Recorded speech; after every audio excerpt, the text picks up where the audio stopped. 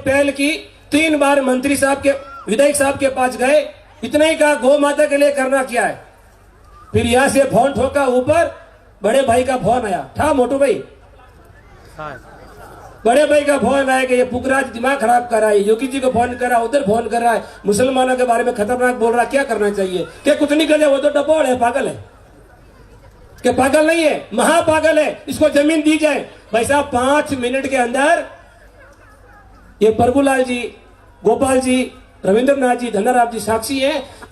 इसी जगह यहाँ पे लोग आने के लिए डरते थे, कतराते थे रात में, इतना जंगल था, यहाँ पे खड्डा था। यहाँ खड़े खड़े उन्होंने कहा, स्वामी जी आप में क्या ऐसा है मुझे बताइए, जमीन में देता हूं। मैं बोला सर निमिष्ठा कोटरा कोड़ी लालबीड़ी सर हिला रही। उन्होंने कहा कि मैं 1 राउंड काटता हूं, वो जमीन आपकी। इस गौशाला के प्रांगण में जहां पे आप झंडा लगा देख रहे हैं, लोग जिम रहे हैं, उसके नीचे नीम का पेड़ लगा, यहाँ पे मस्जिद बन रहा था, मस्जिद बना था। कान से सुनिएगा सभी मेरे भाइयों, समय मेरे पास कम है, भजन सुनना है गजेंद्र जी के और बाप जी के। यहाँ पे मस्जिद बन रहा है, इतना 5 फुट का मस्जिद बन गया, सामने 5 बाथरूम बन गए। बाथरूम बना के 2 साल हो गए, फिर कार्य शुरू हुआ। फिर मुझे किसी भाई ने, अनजान ने कहा, महाराज जी कुछ मत करिए, हमारे साथ आइए, लड़िए, केवल ये जगह पे कोई मस्जिद या कोई चीज नहीं बननी चाहिए, मंदिर बनेगा। मैं बोला किसका? बोले हमारा भगवान का। मैंने कहा फिर कर लो। लेकिन भाई उस दिन हमें आकर कसम खाई कि इस मस्जिद के जो नींव लगी है, पत्थर को जमीन से निकालकर इसको रोड पे फेंककर सबसे बड़ा यहाँ पे श्री कृष्ण भगवान का मंदिर, आई माता का मंदिर और भव्य स्वामी श्री रामाज्ञादास जी मठ गौशाला यहाँ पे निर्माण होगा। ये आपके सामने आज मैं कहूं तो मेरे आंखों से शब्द नहीं और आंसू नहीं, ये आज मठ के रूप में आपके सामने दिखाई दे रहा है। ये मात्र अरविंद जी लिंबावली साहब मिनिस्टर कहा था 1 साल हुआ, लेकिन मैं कहता हूं 7 सितंबर 2019 को जमीन मिली 1:13 पर और 1:18 पर जेसीबी जो किरण बिंजारा था उसने वो नींव खोदनी चालू कर दी। भाइयों कहना सब कुछ आसान है, करना बहुत मुश्किल है। लेकिन मैंने अपनी आत्मा को मारा, परिवार को छोड़ा, लेकिन परिवार मुझे थोड़ी छोड़ेगा, समाज मुझे थोड़ी छोड़ेगा। मैं कभी समाज को नहीं छोड़ता हूं। मैं सबसे यही कहना चाहूंगा कि अगर आप अन्याय का साथ कोई दे रहे हैं तो आप भी इस धर्म के महापापी हैं। और भगवत गीता में लिखा है दूसरों को कष्ट देना महापाप है। क्यों पंडित जी? गीता जी कहते हैं। और बात रही ये औरतें बहुत चतुर है, मैं कभी पक्ष नहीं लेता इनका, लेकिन हम भी एक औरत की पूजा करते हैं, आई माता की, वो भी तो औरत है।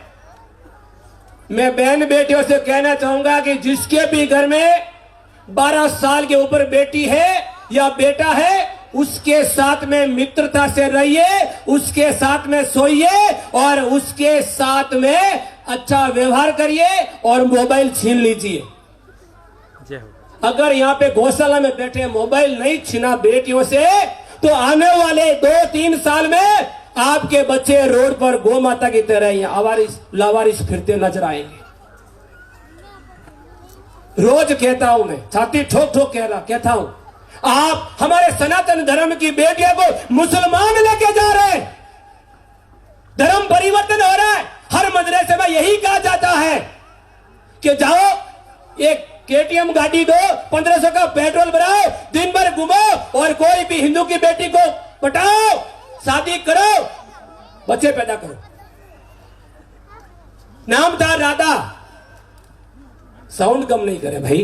यहां पे 205 घर मुसलमान के, 200 घर हिंदू के, ये होसुर मंडे में।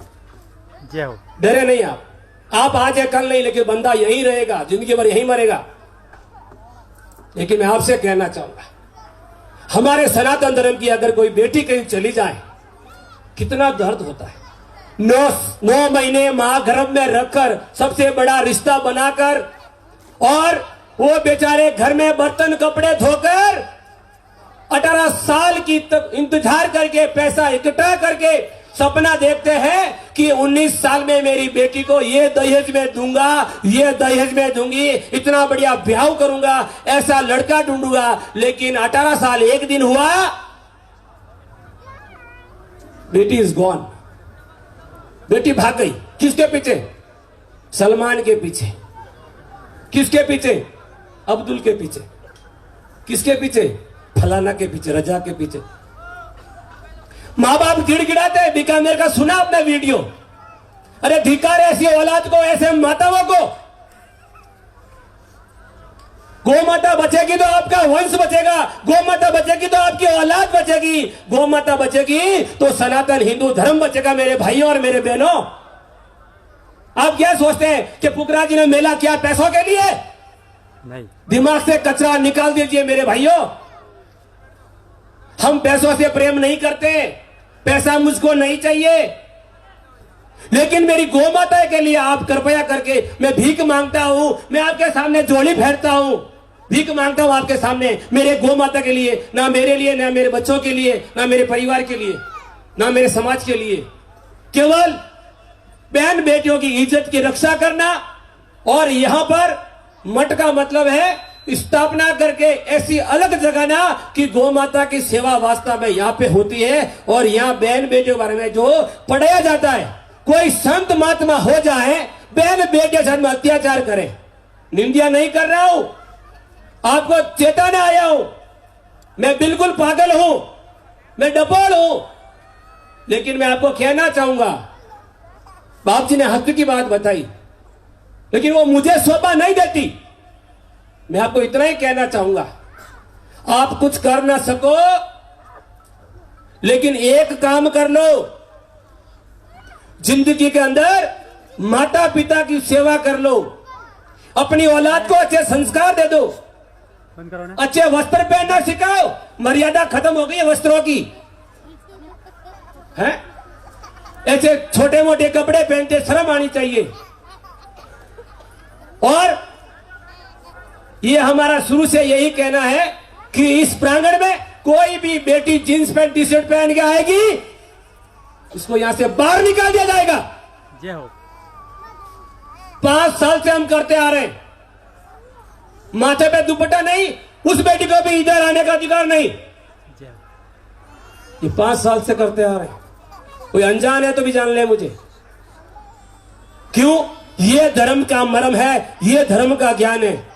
क्यों गुरुदेव? सनातन धर्म कहता क्या है? बस एक लड़ी ब्याह में पड़ी, खैम पड़ी।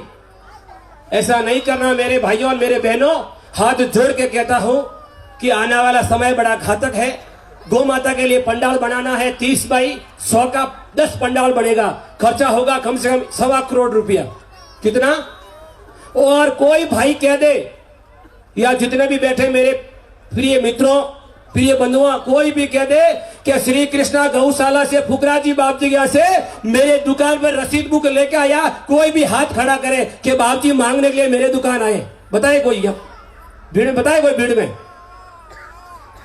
बताए कि फुक जी महाराज आपके दुकान या आपके घर भीख मांगने के लिए आए, गौ माता के लिए आए कभी 5 साल में? मैं आपसे इसलिए कहता हूं कि मुझे समय नहीं है, मुझे भक्तों की सेवा करनी है, गौ माता की सेवा करनी है, बहन बेटियों को ज्ञान सिखाना है, इनको भटकाना नहीं है। अगर कोई भी औरत, कोई भी लड़की किसी लव करती है और कोई अपने पति को छोड़कर किसी भी इंसान के ऊपर बुरी नजर डालती है, तो मैं आई माता से कहूंगा कि कल सुबह उनकी आंखों से दिखना बंद कर दे। उंदा काम कोई औरत कर रही है, उसको दिखना कल से बंद हो जाए। ये मेरा श्राप है। देखना क्या करते हैं आप, कितना सहन करना। बोलो, हम बताइए। जब बोलता हूं मैं आत्मा से बोलता हूं। ऐसा क्यों करते भाई? भगवान ने सुंदर बेटा दिया, पति दिया, परिवार दिया, लेकिन आप नहीं समझोगे। आखिर रात बेटियां चैटिंग करती है मेरी बहनों, वीडियो कॉल में रहती है, लेकिन ऊपर कमल ओढ़ी हुई रहती है। अगर कोई कह दे मैं उसका नाम लेकर खड़ा कर सकता हूं, उस महफिल में 15 लड़कियां बैठी है।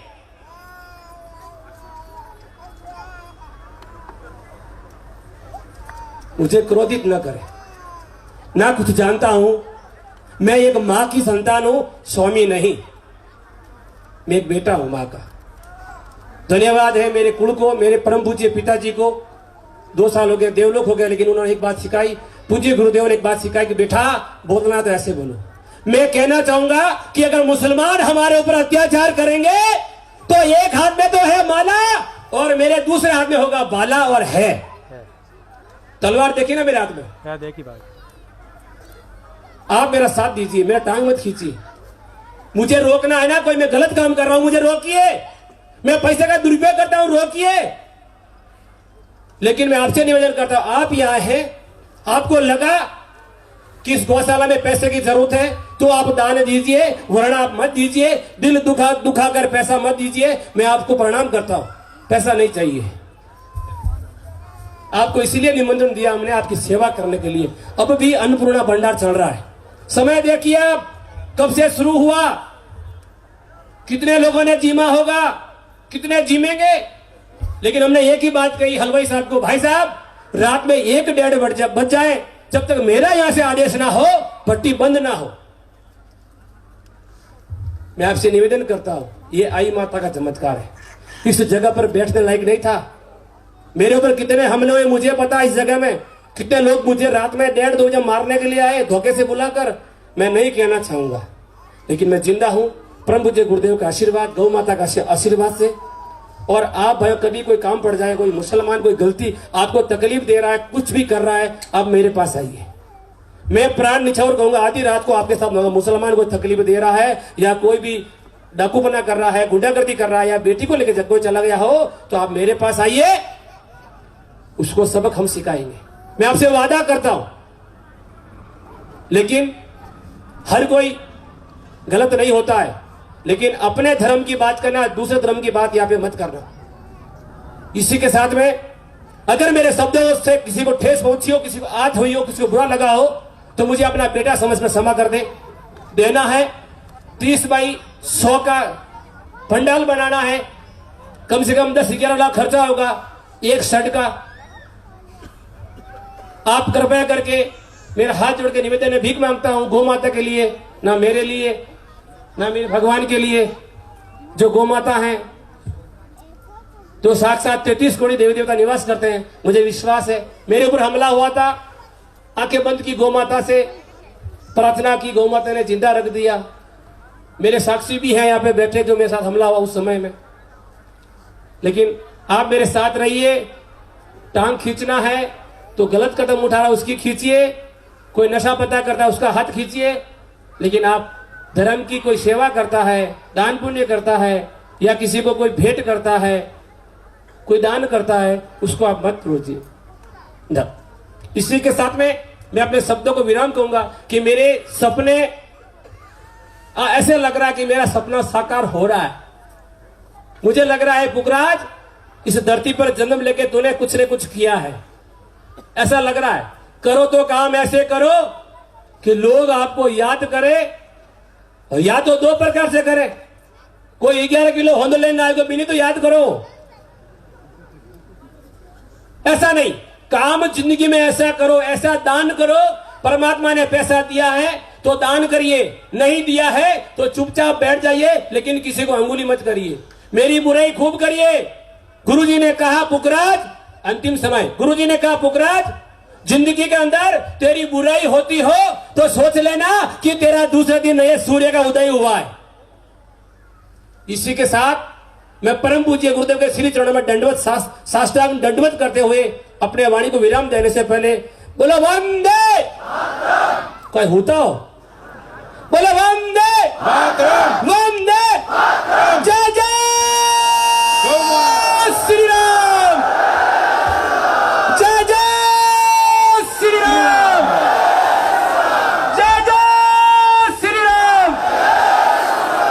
आपसे निवेदन है कि अयोध्या में रामलला मंदिर बन रहा है, उसके लिए हर घर से कुछ न कुछ राशि भेंट करें। धन्यवाद। अभी बाप जी